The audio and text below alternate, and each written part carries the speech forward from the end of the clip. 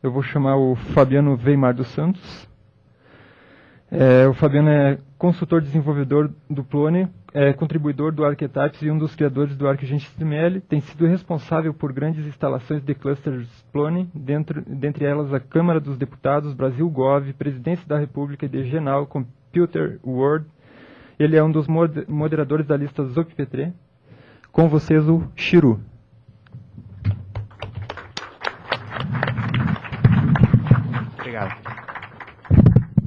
Obrigado. Bem, primeiramente, bom dia. Agradeço a presença de todos.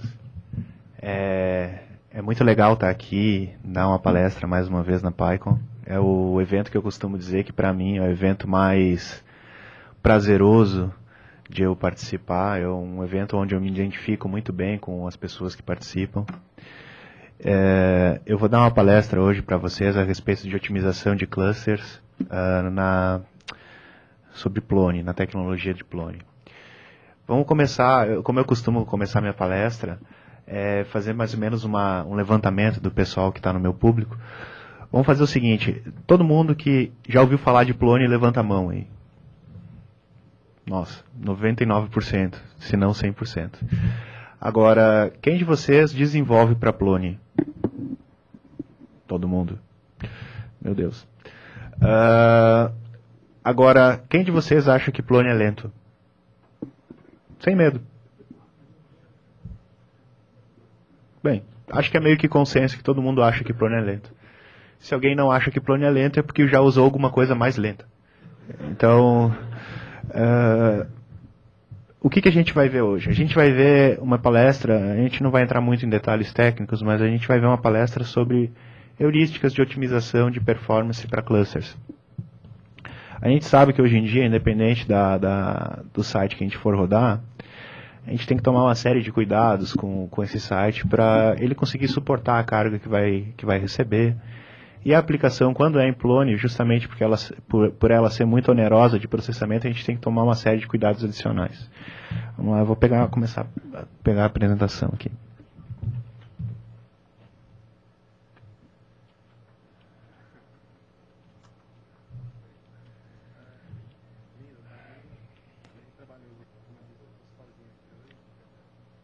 Já tem um microfone desses.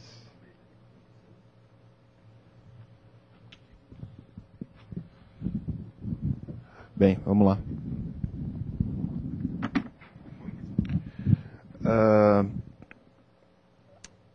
Bem, primeiramente meu e-mail. Eu costumo deixar meu e-mail como primeira coisa na palestra. Nós vamos começar combinando uma coisa. Eu vou pedir a vocês que vocês vão anotando as perguntas, devem ter papel na pasta que vocês receberam. Aí, se vocês tiverem perguntas, a gente vai deixar para o fim, porque o tempo da palestra é relativamente curto, eu não quero estourar. Eu só pediria que alguém depois me avisasse quando eu estivesse aí, faltando uns 10 minutos. Alô? Melhorar. Aí, dessa forma, eu acho que agiliza, né? Eu consigo mais ou menos seguir o plano que eu especifiquei, porque são bastante slides. Eu acho que até exagerei um pouco, eu não quero estourar. Bem, o que a gente vai ver, então? A gente vai ver uma breve explanação a respeito de qual é o problema que a gente tem em cima de otimização de performance. A gente vai ver um pouco como é que se faz a métrica, a medida de performance, para a gente ter uma questão de relação de ganho aí. É uma coisa que eu costumo dizer, quando a gente está trabalhando nessa área, o essencial é a gente conseguir fazer uma medida inicial no teu sistema, fazer uma série de operações para ganhar um pouco de performance e conseguir medir quanto que foi o ganho, né? Isso é o básico. Em cima disso, a gente vai fazer uma série de benchmarks. Eu não vou fazer os benchmarks aqui, porque eles são um pouco trabalhosos e costumam dar muito problema. Tem muito detalhe de configuração de máquina e tal, acho que não ia dar tempo. Aí o que eu fiz? Eu fiz todos os benchmarks em casa e já trouxe mais ou menos todos os testes prontos. Aí nós vamos combinar o seguinte. Se alguém de vocês tiver interesse de esclarecer alguma dúvida específica em como eu fiz um benchmark, vocês me procurem depois da palestra que eu vou estar à disposição para responder perguntas e para mostrar para vocês detalhes de arquivos de configuração, caso vocês queiram ver alguma coisa. E por fim, eu vou fechar a palestra com uma série de dicas de otimização. Eu diria assim, não é nenhum checklist, mas é de certa forma uma série de parâmetros que vocês têm que cuidar quando você desenvolve a aplicação, quando você está pensando em otimizar a performance, para ganhar, de fato, em responsividade. Bem, o que a gente não vai ver? Acho que isso é interessante falar também. Primeira coisa que a gente não vai ver é como configurar o plone em cluster. Eu vou partir do pressuposto aqui que todo mundo sabe que isso é possível. Eu não vou partir do pressuposto que todo mundo sabe fazer, mas a gente não vai ver como se implementa isso propriamente dito. E a gente também não vai ver detalhes de otimização no cache full. Mas se alguém quiser me pedir depois da palestra, eu respondo de bom grado, né? Tem algumas coisas meio malignas assim no código. E se alguém quiser saber como é que funciona, eu vou estar aí à disposição para responder. Bem, eu costumo dizer o seguinte: todo site dinâmico é lento. Não é um problema do plone. Esse é o primeiro mito que a gente tem que matar. Se você tem um site grande, com volume de acesso grande, independente se o teu site estiver feito na tecnologia X ou Y, ele sempre vai ter problema de processamento. Porque quando você aumenta numa dimensão assim dos milhares de usuários simultâneos, você sempre vai ter problema de processamento, porque nenhuma máquina não otimizada vai conseguir processar isso em tempo real. E mesmo que consiga, vai chegar uma hora que ela vai engargalar. Então a gente tem que pensar em estratégias que consigam diminuir o processamento do teu site, né? Essas estratégias geralmente passam por duas frentes, que é a otimização de código, fazer com que o código rode mais rápido, e a segunda estratégia é usar cache, ou seja, evitar com que código redundante seja processado, né? Evitar overhead. O problema que a gente tem é que geralmente não é possível prever a quantidade de acessos num site. A gente nunca sabe, quando vai lançar um site, quanto que vai ter de acesso. Existem vários exemplos clássicos, eu vou falar de alguns que eu já peguei na frente, que não imaginava que ia pegar e acabei tendo que me deparar, mas a gente vê aí em vários episódios da internet que a gente tem sites muito grandes, muito conhecidos, e que em situações assim totalmente inesperadas acabam recebendo uma quantidade de carga para o qual esses sites não estavam preparados e acabam caindo do ar. Um exemplo clássico que eu gosto de lembrar, que foi assim uma das vezes que eu mais, digamos assim, mais me marcou, foi quando teve aquele atentado terrorista e caiu nas duas torres gêmeas e eu estava acessando o site da CNN. O site da CNN é um site de notícias e que naquele dia estava tendo um volume de acesso exorbitante. Eles tiraram o site do ar e botaram uma página estática com a Apache e uma foto. E mesmo assim o site dava umas engargaladas. A gente vai ver como que a gente consegue contornar esse tipo de coisa e estratégias para melhorar isso. Bem, já falei. Agora, a sessão terror. Vamos ver algumas situações imprevisíveis. Bem, situação imprevisível número 1. Que meu chefe não me bata porque ele está na plateia, mas isso aqui saiu na capa do Correio Brasiliense do dia 21. Foi domingo passado. Que é o Congresso Nacional, nosso vizinho do lado. Uma das redes que eu mantenho, e que eu sofro de um problema lá. Qualquer escândalo político que a gente tem acaba impactando diretamente no site por causa da questão da mídia. Ou seja, hoje em dia a mídia ela tem a obrigação de divulgar essa informação para a população, e qualquer escândalo político que acontece acaba impactando diretamente no site, justamente porque a gente é um dos meios de comunicação da instituição, né? Então, eu me lembro, 2 anos atrás, quando eu estava começando a vir para Brasília, a gente não tinha essa noção. Antes de começar toda essa onda de escândalos que começou desde os últimos 18 meses, a gente tinha um volume de acesso no site que era irrisório perto do que a gente tem hoje. E a gente teve que se preparar para isso. Foi um dos bons exemplos de coisa que não tinha como se prever. Outro exemplo, também está aí na plateia, o pessoal do IDG em São Paulo. Tá de prova que durante aqueles dias que teve o PCC nas ruas em São Paulo, a maioria dos sites, dos grandes sites de internet, sofreram aí um aumento de cerca de 30% em média no tráfego de acesso aos sites. Por quê? Porque as pessoas queriam se informar do que estava acontecendo. E esse é o tipo de coisa que você não tem controle. Você nunca vai saber quando esse tipo de imprevisto vai acontecer. Então, vamos ao que interessa. Como é que a gente começa a de fato mitigar esse tipo de risco. Bem,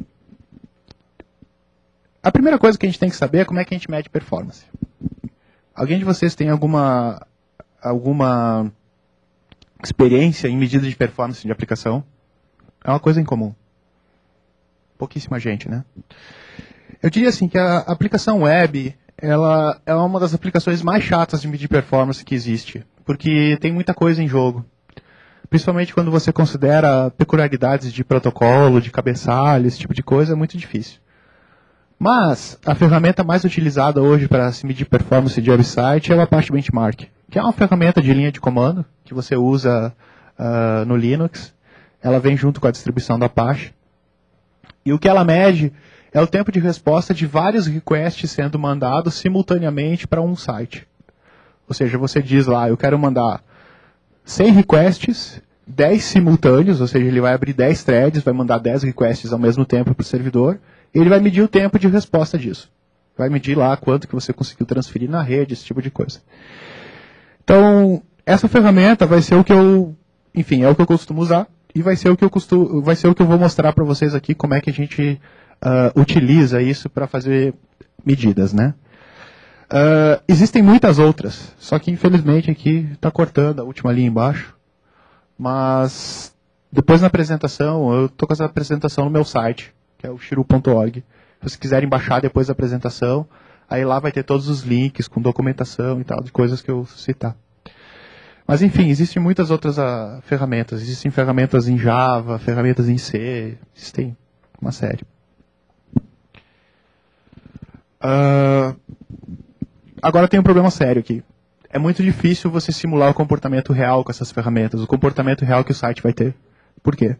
Porque nenhuma ferramenta de teste de performance considera fatos como, por exemplo, o cache que o browser faz. Ou seja, quando você acessa uma página, geralmente essa página é trazida para o cache interno do browser e ela não é servida novamente. E isso economiza duas coisas. Economiza processamento do servidor e economiza banda, porque você está deixando de transferir os dados na rede. Então, esse tipo de coisa que é realmente difícil de testar por uma ferramenta que meça a performance. O que eu fiz aqui? Eu fiz uma série de testes para a gente ter uma medida de comparação, ok? Esses testes, eles não são, assim, tão, digamos assim, detalhados, mas eles já servem para a gente ter uma noção de tamanho, né? De volume de processamento. Eu fiz esses testes com o meu laptop, não é nenhum servidor, é uma máquina razoável. E eu fiz esses testes para comparar três coisas. Para comparar o ZOP padrão rodando, comparar o Apache rodando e comparar o Squid rodando com o Plone. Que são as três coisas que a gente mais vê por aí, né? Sites que são ZOP puro, sites que são Plone e sites que são estáticos rodando no Apache. Bem, primeira coisa. Isso aqui é o teste que a gente fez com o AB rodando no ZOP 286, padrão. Isso aqui é você instalar o ZOP e fazer o teste naquela página inicial, assim, na raiz do servidor, com 10 requisições. Ele me diz o seguinte, ó, eu estou fazendo 32 requests por segundo. Ou seja, num segundo eu processo 32 requisições. Só que tem um problema nesse teste. As pessoas que usam a ferramenta e não têm muita experiência vão acabar caindo nesse problema. Com 10 requisições, você provavelmente não vai conseguir medir de fato a performance do servidor, porque você não chegou a jogar uma carga considerável nele que de fato conseguisse usar todo o poder de processamento que o servidor tem, ou seja, está sobrando máquina. Então, a gente costuma começar com um teste pequeno e ir subindo à medida que a gente vai detectando que a aplicação está se comportando melhor e a gente está conseguindo, de certa forma, utilizar melhor a máquina. Então, um teste inicial é esse aqui, uma medida inicial, 32 requests. Se a gente fizesse exatamente a mesma coisa com o Plone 2.1, aí vem o desespero, né? 1,87 request. Ou seja, de 32 você caiu para 1, quase 2. É um absurdo, né? Mas é exatamente o que acontece. Se você pegar a mesma máquina e botar o Plone, fica umas 15 vezes mais lento. E por que isso acontece? Bem, a gente sabe que o CMF é o grande vilão. A parte do portal skins come muito tempo de processamento. O ZPT, ele por si próprio é uma linguagem baseada em XML, tem parsing envolvido, também vai comer muito tempo. Tem latência de servidor, tem uma série de fatores que influenciam.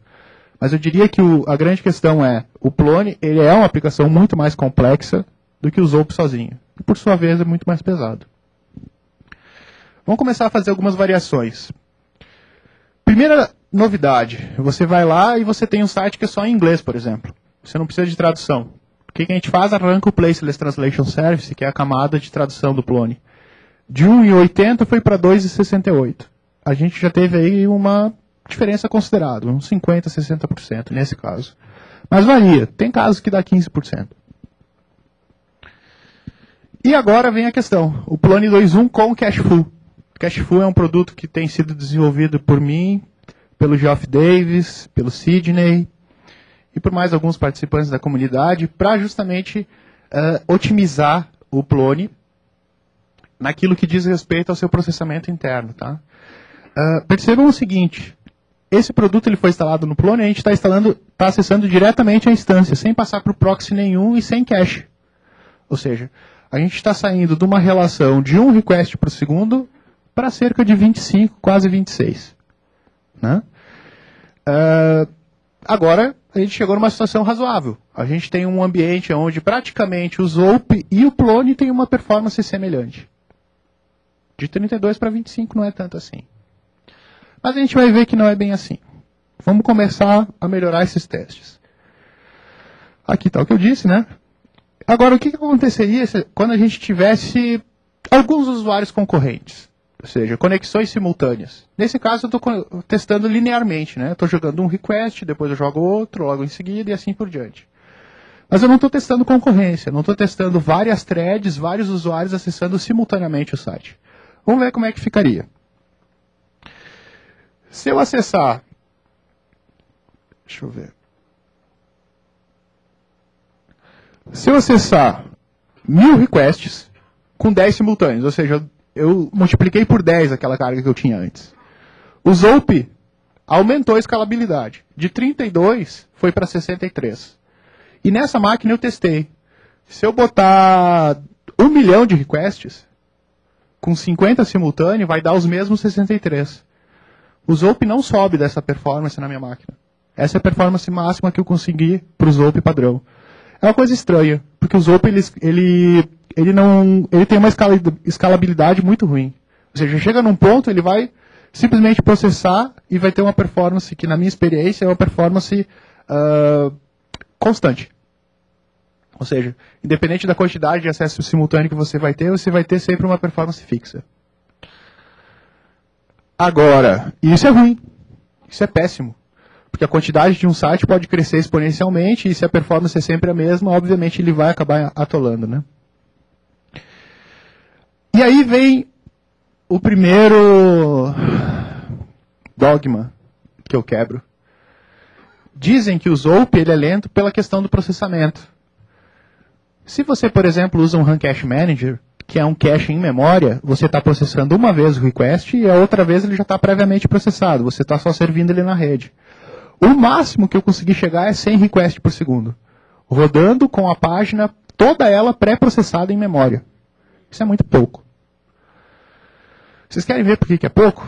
Bem, vamos fazer algumas comparações. A gente já vai chegar lá. O Plone 2.1 com Cacheful e mais requests. Vocês viram que antes estava com 25, né? Agora eu botei 10 simultâneos e botei em 1000. Ele de 25 passou para 32, 34. 34? É. Não mudou muito. Por que disso? Bem, porque a gente está começando a chegar no limite do servidor de novo. E a gente não está fazendo cache. Aí agora que a gente vai começar a realmente desocupar a máquina. Vamos ver então. Primeira conclusão inicial. A gente tem que tomar muito cuidado com esses números. Esses números eles são um pouco duvidosos. Tem que tomar muito cuidado na interpretação. A primeira interpretação é, se vocês fizerem um cálculo aí, se vocês processassem 34,8 requests numa intranet, durante 8 horas por dia, que seria o expediente de uma empresa normal, né? Você teria aí um número de aproximadamente 1 milhão de hits por dia. Não é pouco. Só que na prática, o que acontece? Toda empresa, ela tem horários de pico. Ou seja, às 8 da manhã todo mundo chega, quer ler e-mail, quer, sei lá, ler as notícias, acessa o site. E nesse momento você vai ter uma quantidade muito maior de acessos do que no restante do dia. Então, você fazer um cálculo assim distribuído, dizendo que fazendo 8 horas do dia vezes o número de hits, é um cálculo que, na verdade, não diz muita coisa. Ele só dá uma noção de volume. Então tem que tomar muito cuidado com isso. Quando você faz um cálculo de otimização, você tem que deixar uma folga muito grande, justamente para você ter essa segurança de saber que num horário de pico a tua aplicação vai estar previamente dimensionada para isso. Enfim, o que está faltando agora? Está faltando a gente testar a estratégia de proxy. Porque esse ganho de performance que vocês viram, que o Cachefoo dá sem cache, são otimizações que a gente tem internas, a nível de ZPT, são patches e tal, que a gente trabalha a nível de otimização de código. Só que a otimização de código você ganha alguma coisa. Agora, você não ganha tanto quanto você fazer cache, que é você deixar de fazer com que o código rode. E para isso que entra o cache do nosso proxy. Primeiro mito. Quem de vocês conhece Squid, hein? A grande maioria. Quem de vocês acha que é fácil configurar o Squid? Ninguém.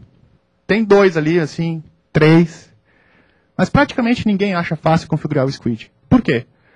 Porque o primeiro erro do Squid é você olhar o arquivo de configuração dele e descobrir que ele tem 3.500 linhas de tamanho. Ou seja, um arquivo de configuração com 3.500 linhas de tamanho não é uma coisa trivial de se mexer. Mas ele não é difícil de fazer.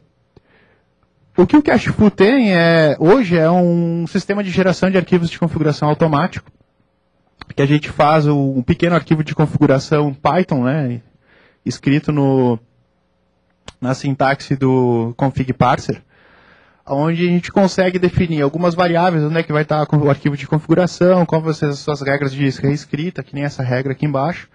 E ele vai gerar para você o arquivo de configuração do Squid, os redirectors, que são, digamos assim, o que reescreve as URLs para tu ter suporte a virtual host. E ele vai gerar isso de uma forma automática e fazer deploy automático também. Bem, esse arquivo de configuração não tem nada de muito especial. A única coisa interessante nele, que eu acho que vale a pena citar, é essa última linha de baixo.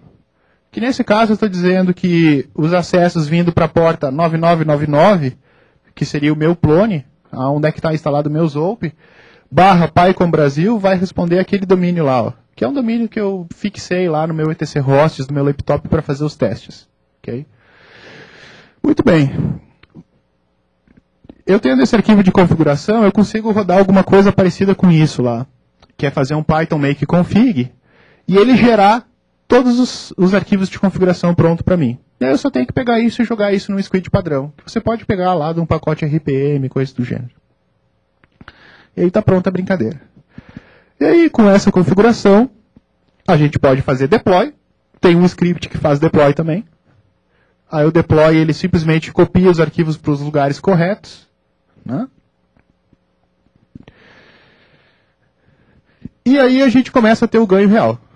Rodando aquele mesmo teste que deu 34 antes, agora eu tenho 192. Ou seja, eu já tenho quase o dobro da performance que o Zope com Run Cache Manager consegue fazer. Já está começando a ficar bom. Mas dá para tirar algo melhor ainda. Porque se eu aumentar o nível de concorrência de 10 usuários para 50 usuários e botar 10 mil acessos ao invés de 1.000, eu pulo para 325 requests por segundo. Ou seja, está sobrando máquina ainda. É claro que parece pouco, mas lembre que isso aqui é um laptop, isso aqui não é um servidor.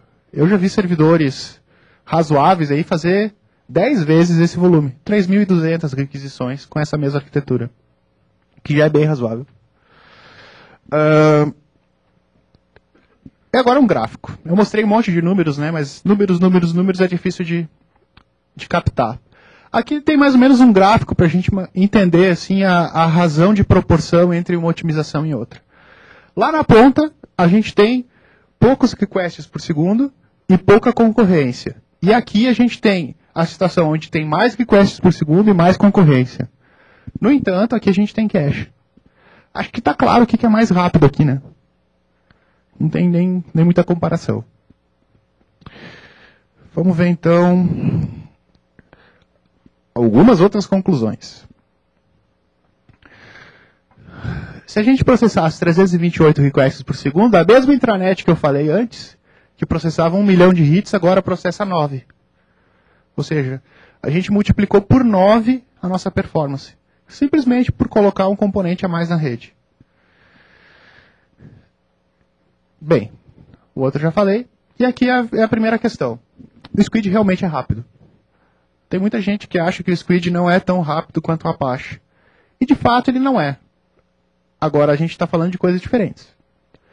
Quando a gente está falando, por exemplo, de um servidor Apache, que é sabidamente o servidor aí que tem 60% do mercado, a gente está falando de servir página estática. Se eu botar o mesmo Apache com algum módulo lá de mod Python, por exemplo, para fazer CGI ou PHP, ele vai ficar tão lento quanto ou pior do que o Zope. E isso é um grande problema.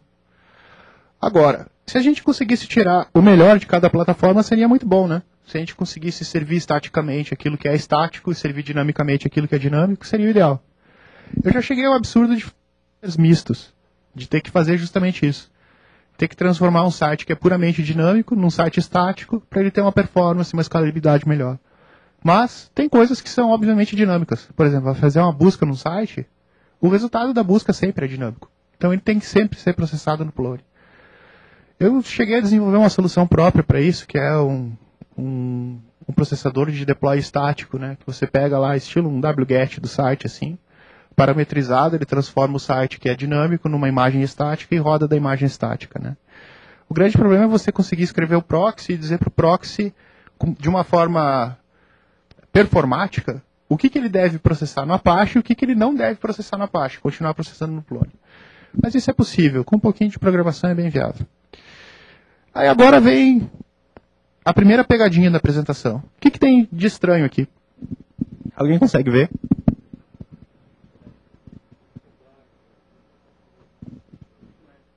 Tá muito ruim de ler? Bem, infelizmente, né? Mas vocês estão vendo aí que em negrito tem um número aí, 127. Vocês estão vendo que isso aí a performance do Apache? Quanto que eu disse que dava no Squid? 300, né? De 100 para 300 são 3 vezes. Não tem alguma coisa estranha aí? Quem é que dá um palpite que quer? É a mesma máquina, tá? É o mesmo laptop, mesma estrutura, tudo. Não, aqui a gente está servindo página estática.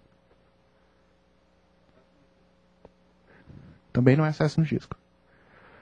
Porque o Squid também teria o mesmo acesso a disco. É difícil, né? E isso é uma pegadinha, porque você olha isso, poxa, alguma coisa está errada. O que está errado aqui, eu vou dar uma dica para vocês. 2,5 vezes mais lento que o Plone, com certeza tem uma coisa errada. O que está errado aqui é o multiviews. É um módulo, é uma diretiva do Apache feita para traduções. Então, geralmente, quando você instala o Apache, vem o index lá da raiz do servidor Apache, vem em 20 idiomas. Se você faz B em cima do Apache, rodando várias páginas com vários idiomas, vai ficar muito lento. E aqui é a razão da lentidão. Eu simplesmente tirando o multiviews e acessando diretamente a página de português do Brasil, porque antes eu acessava a raiz, né?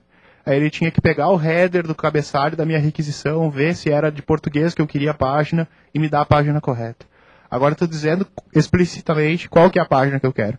Então o Apache voltou ao normal dele. Voltou a ter o dobro da performance que um Squid teria. No mínimo estranho, né? Bem, foi justamente o que eu fiz. Agora vamos tentar fazer, é uma dica que eu vou dar para vocês. Se um dia vocês precisarem botar um site Apache para um grande volume de acesso, não adianta botar o Apache comum, não adianta botar o Apache padrão. Porque vocês vão ter os mesmos problemas que vocês tinham quando vocês tinham lá uma aplicação estática. Vocês vão ter um grande consumo de banda, vocês vão ter um problema de acesso a disco, cache. Então, existem algumas coisas que a gente pode melhorar nesse Apache, para quando a gente botar um grande volume de carga nele, a gente conseguir ainda um ganho de performance. Vamos lá. Primeira coisa, quem é que conhece o mod expires aí? Esse é um ilustre desconhecido, ninguém conhece. Eu já falei assim, um monte de sysadmin, gente que tem experiência de anos com Apache, e pouquíssima gente conhece o mod expires. O que o mod expires faz é exatamente o que o cacheful faz para dentro do clone. Ele cria uma política de cache. O que está definido aqui é o seguinte, ó. Expires, ele está habilitado. Depois a gente está dizendo o seguinte, o default expires é a data do acesso mais 5 minutos. Essa é a regra padrão. E depois, por MIME-type, eu consigo especificar um tempo de cache especial. Por exemplo, JavaScript, você faz o acesso mais um dia. Isso aqui significa o seguinte, quando a pessoa acessar o site, a primeira vez que ela vai acessar, ela vai trazer o JavaScript para o browser dela. A segunda vez, o JavaScript vai estar dentro do browser, ela não vai precisar requisitar novamente. Isso é um header HTTP que é setado, e isso aí vai te economizar banda e processamento de servidor. Eu diria assim, 80% do tráfego dos sites hoje é CSS, JavaScript e imagem. Se você consegue otimizar pelo menos isso e fazer com que boa parte desse volume de dados seja cacheado, no browser você consegue ter um ganho de performance muito bom. E economiza banda, né? Hoje em dia é muito comum você fazer hosting e as pessoas te cobrarem por banda, né? Ou seja, se você comeu lá 2 GB de dados de transferência por mês, você tem que pagar 2 GB. Se você faz uma aplicação que se preocupa com isso, você economiza até dinheiro. Outra coisa, mod proxy. Não é porque a página é estática que você não precisa fazer proxy. Você pode fazer proxy para fazer cache. Isso aqui é um forward proxy, é um proxy normal. Não é um proxy reverso, como a gente configura quando tem um squid. Ou seja, o objetivo desse proxy é simplesmente ser um acelerador. E nesse caso, o que a gente está fazendo é justamente colocar uma área de disco do servidor para fazer cache de páginas que já estão ali previamente processadas. Aí vocês vão dizer, poxa, página estática, tem motivo para fazer isso? Olha, eu não cheguei a testar, mas eu acredito que tem uma certa vantagem, sim. Tá? Teoricamente, o acesso ao proxy ele é um pouco mais rápido do que o acesso à página propriamente dita. Agora, tomem cuidado com isso. Dizem que o Apache tem muito bug nesses módulos de proxy e de cache. Então tem que testar muito bem. Aqui, mais ou menos a nossa conclusão final, tá? Eu peguei as 3 melhores situações. Peguei o Apache, servindo página estática, peguei o Plone com cacheful e squid, e peguei o Zope rodando com o Run Cache Manager. Vocês podem perceber que coitadinho do Zope, né? Ele é 3 vezes mais lento do que o Plone, e o Plone, por sua vez, é 2,5 vezes mais lento do que o Apache. Só que, claro, a gente está falando de coisas diferentes aqui. A gente está falando de um servidor de aplicação, a gente está falando de um CMS, e a gente está falando de um servidor de páginas estáticas. O ideal é que quando você tenha uma aplicação grande, você conseguir desenvolver uma infraestrutura que consiga rodar um pouco de cada coisa para servir o tipo de conteúdo correto. Se você está servindo um conteúdo que é puramente dinâmico, usa o Plone. Se é um conteúdo estático, poderia usar o Apache. Bem, eu estou quase acabando. Aí depois eu vou abrir para perguntas. Uma coisa que ficou interessante aqui. Deu para perceber que o Squid com o Plone não perde de muito do Apache? Bem, ele perde. Mas não perde tanto quanto o Plone padrão perderia. Vocês lembram lá no início que o Plone padrão faz 1 request por segundo nessa máquina? Aqui eu estou fazendo quase 320, 330. Então, eu acho que é um tipo de coisa que vale a pena a gente investigar. E o segundo mito é, um servidor HTTP do Zope é realmente lento, mesmo que configurado para fazer cache em memória. Acho que isso ficou bem claro.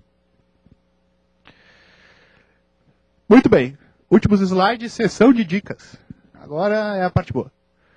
Primeira dica. Não adianta você querer ganhar performance num site que foi mal feito. Isso é tão difícil quanto achar ouro. Você tem que se preocupar muito, mas muito mesmo, com a forma como você desenvolve o seu site para economizar recurso de máquina.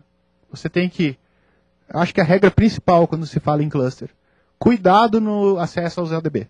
Você tem que evitar com que objetos sejam acordados quando você usa uma busca no catálogo. Você tem que evitar o uso de Object Values, que é um método muito conhecido para quem trabalhava com ZOP padrão. Uma coisa que é muito indicada é você fazer buscas por patch, usar o Navtree Index NG e o Extended Path Index, e evitar o método List Folder Contents para quem usa Plone 2.0 ainda. Porque internamente o List Folder Contents ele seria equivalente a um Object Values, tá? No Plone 2.0. No Plone 2.1 isso foi otimizado, mas mesmo assim não... Tem gente, obviamente, que não tem como fugir do Plone 2.0. Eu sou um desses usuários que até hoje tem bastante sites nele. Depois, outra coisa é evitar dimensionar bem o cache do ZDB. Obviamente que se você tem um cache de banco melhor, você vai ter uma performance melhor. Evitar o uso da aquisição de forma assim, excessiva. Eu diria que a aquisição é muito bom, mas se a gente usar demais, a gente acaba levantando muito objeto do banco e fazendo muito traverso, que é uma coisa lenta. E evitar usar redirect. Redirect de aplicação é uma coisa que a gente deve usar só realmente quando é necessário. Porque o redirect é um novo hit que você está processando. Então é uma nova requisição que vai para o servidor, tem que trafegar na rede e assim vai. Outra dica. Quando a sua aplicação está lenta, não tente adivinhar onde é que está lento. Perfile. Pegue um perfilador e tente extrair um relatório de qual é o trecho de código que está tornando a tua aplicação mais lenta. Isso geralmente te traz assim grandes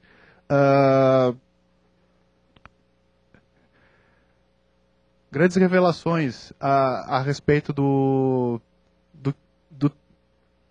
onde é que está o gargalo da tua aplicação. Geralmente você sempre vai ter uma rotina lá que está comendo 80% do processamento em 3 linhas. O grande problema é achar essas 3 linhas no meio de 3 milhões de linhas. E dicas finais. Quando você tem muito CSS num site, tente combinar todos os CSS num arquivo único. Isso o Plone 2.1 já faz por padrão, usando o portal CSS, e mesma coisa o portal JavaScript.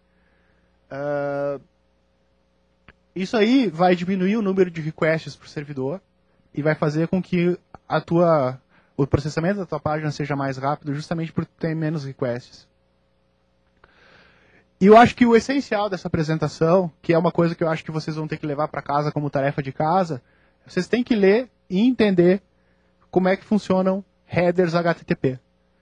Em cima de headers HTTP está 90% de toda a performance que eu falei para vocês que é possível ganhar. Que é você permitir com que os browsers façam cache, permitir com que os proxies façam cache, que de nada adianta você ter uma estrutura muito bem montada, se a estrutura, se a tua aplicação não está usando essa estrutura. E é aí que está o grande problema. As pessoas não têm conhecimento de como fazer isso. Obviamente, não tem outra forma. Tem que ler, tem que se instruir a respeito disso. E, bem, acho que é só. Bem, para encerrar a apresentação, eu vou deixar algumas URLs com vocês. Depois desse material vocês vão ter acesso. Que são justamente lugares onde vocês podem complementar essas dicas que eu falei a respeito, principalmente de headers HTTP e otimização de cabeçalhos, né, de requisições. Principalmente esses últimos 2 links. Eu acho que esses últimos 2 links são essenciais para vocês. Bem, acho que era isso. Eu vou abrir para perguntas.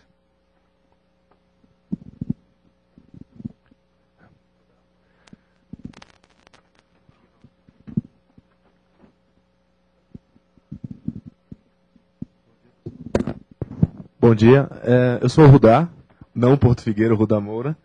Eu queria que vocês falassem mais sobre o seu cache full. Qual é o papel dele, como é que ele funciona? Ele é um configurador do Squid. Eu queria que tu me localizasse ele. E a outra questão que eu te ponho seria mais assim com outra dica que eu vi que você talvez não tenha falado, ou eu entendi assim. Que seria interessante você separar o conteúdo estático da tua página, ou como imagens, coisas estáticas, num outro servidor com uma Apache rodando especialmente para isso, que você consegue ter um ganho de desempenho com isso também. O que é que tu achas, Shiro? Sim. Bem, Alô? Bem, eu acho o seguinte, ó, separar o teu conteúdo estático num outro servidor é uma possibilidade. Só que eu acho isso uma faca de dois gumes. Por quê? Porque você vai ter o trabalho de gerenciar isso depois. Porque você já tem um CMS para gerenciar isso. Então, se você tem um CMS otimizado de uma forma que você consiga utilizar a tua aplicação e essa aplicação rodar usando o teu servidor de proxy para fazer esse trabalho, porque na verdade, depois que a tua informação foi para o proxy, ela se tornou estática. Então, se você tem a tua aplicação bem escrita a ponto de conseguir suportar isso, você não precisa botar num servidor separado. O que eu recomendo botar num servidor separado? Por exemplo, se teu site é um site para distribuição de grandes arquivos, sei lá, arquivo ISO, de 650 MB, entendeu? Então, nesses casos, eu ainda acho que a Apache para servir conteúdo estático é a melhor opção. Mas, não necessariamente, você vai ter um ganho se você simplesmente botar no Apache. Acho que você tem um ganho relativo, digamos assim. Depende muito da aplicação, porque você tem o problema de gerenciar isso depois. A respeito da primeira pergunta, que era sobre o Cachefoo, eu diria assim, o Cachefoo é um pacote de coisas que otimizam o Plone. Melhoram a política de cabeçalho de cache HTTP, eu acho que é a principal coisa que ele faz. E ele tem uma série de monkey patches que modificam o comportamento dos page templates para ter cache de macros. Bem, assim, em linhas gerais é isso, mas tem outras coisas também. Ele tem um monkey patches para setar cabeçalhos em coisas que no geral não tem cabeçalhos, como instâncias de UFS file e UFS image, que são arquivos do ZOP, que por sua vez não são objetos do CMF, não passariam no pipeline de tratamento de cabeçalho. Então, tudo isso o Cachefoo faz. Ou seja, ele, digamos assim, ele dá uma normalizada na forma como cabeçalhos HTTP são tratados para o plano padrão. E ele te dá uma forma de instituir policies, políticas para tu definir o que pode ser ou o que não pode ser cacheado. E de que forma. Bem, acho que é isso. Perguntas? Bom dia, meu nome é Arley. Aqui. Em relação à performance, eu queria saber como é que está o Plone Zope em relação ao Ajax, que ajuda muito em performance. Olha, a Ajax não tem nada a ver com performance propriamente dito, né? Uhum. Você tem uma linguagem para programação de interface baseada em JavaScript, né? Em XML. O que o Ajax te melhora na performance é a responsividade da aplicação, porque você não tem que fazer reload de toda a página. Né? Ou seja, você ganha na transmissão dos dados, né? Você tem menos dados trafegando entre o browser e o servidor. E nesse aspecto, o usuário final tem a impressão que a aplicação é mais rápida.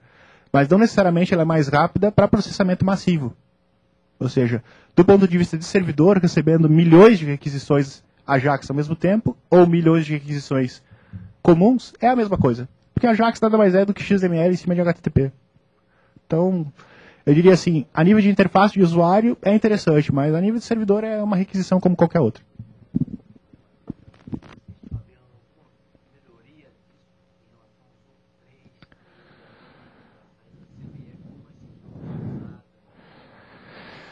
Olha, o Zope 3 é um assunto complicado para mim, mas eu diria assim...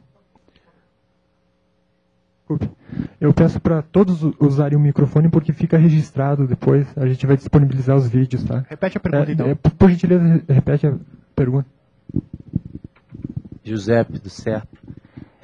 Eu perguntei em relação ao Zope 3, né, que já algumas coisas vão mudar em relação a CMF também, se você sabe de alguma coisa de melhoria de performance no Zope 3. Eu diria que no Zope 3 não tem CMF, né? Existe o componente architecture, que é uma outra ideia, né?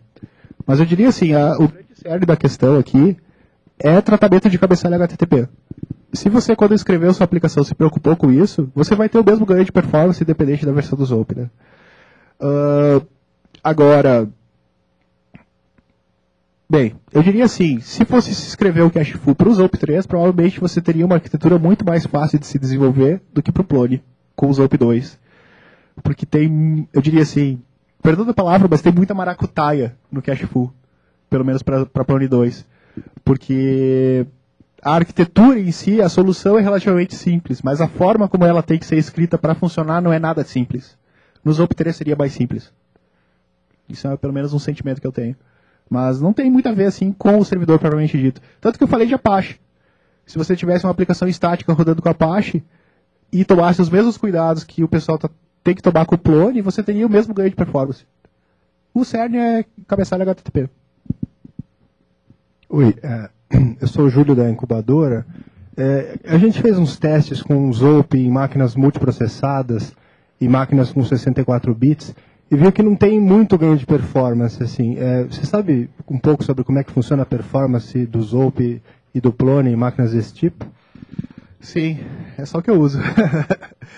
Olha, eu diria assim, o Python ele tem um problema de escalabilidade, né, para múltiplos processadores, porque o tempo de escalar uma thread no Python não é um tempo muito bom, né? Não é a mesma coisa que o tempo de escalonamento de uma thread em C++. Ou seja, a gente costuma dizer que é interessante você colocar uma instância para cada processador que você tem no teu servidor. O que eu tenho visto é que, pelo menos pela minha experiência, quando você tem uma aplicação bem escrita, o processamento ele costuma mais ou menos ficar num patamar assim aceitável. Quando você tem uma instância para cada processador, você tem memória suficiente para manter isso. E daí tem que dimensionar muito bem máquina. Você tem que ter muita memória e ter certeza que você, por exemplo, não está dando swap. Porque se, por exemplo, você começar a dar swap, você já vai ter uma degradação de processamento muito grande nessas máquinas. E aí, enfim, fica difícil. Bem, o pessoal está dizendo que o tempo está encerrado. Bem, é isso aí. Eu vou disponibilizar a ficar aberto para perguntas, ok? Se alguém quiser me procurar depois, eu vou estar à disposição. Eu agradeço a curiosidade de quem fez perguntas. E fico à disposição. Se alguém quiser depois tirar alguns detalhes de configuração, fazer alguns testes, eu estou com o laptop instalado aqui, alguém quiser fazer alguma coisa, eu vou estar à disposição. Obrigado.